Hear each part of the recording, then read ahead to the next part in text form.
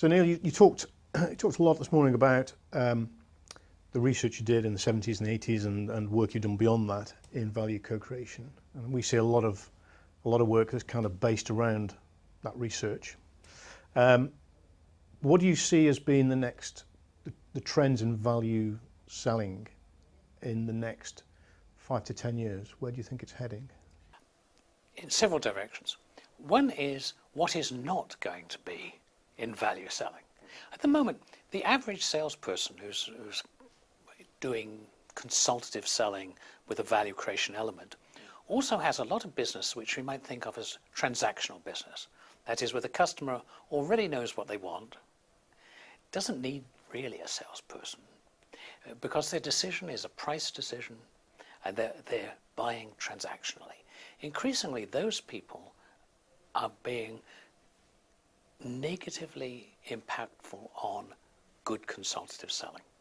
We did a study in Oracle where we found that Oracle, when their salespeople had these transactional products like the database product to sell, what happened was they sold less of the consultative product, because salespeople have fairly easy products to sell, short cycle, transactional, commodity type products.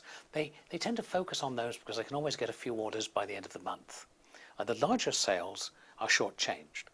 All over the world, sales forces are taking that kind of business away from sales forces, channeling it through marketing rather than through sales, making marketing accountable, giving them revenue targets, but giving them that transactional business, focusing salespeople on more of a value-creating role at a fairly high level.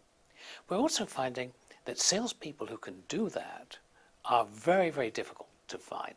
They're like gold. No company I know has enough of them. They have an awful lot of people who you might think of as talking brochures.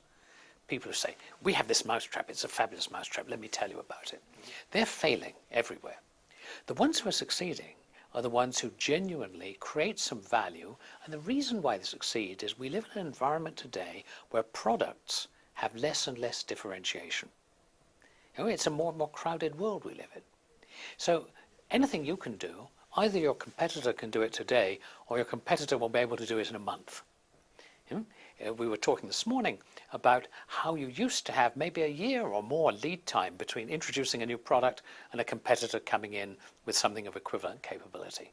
Now it's weeks. So the product doesn't contain enough value to make the sale. The salesperson makes the difference.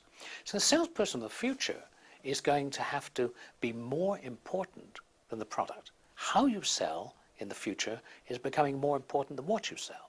And because of that, the people who are able to do it are going to command extraordinarily high prices, be much more rewarded. They have to be more strategic. They have to be more systematic. And what we're finding is few people today are equipped to do that. But those who are being very, very successful.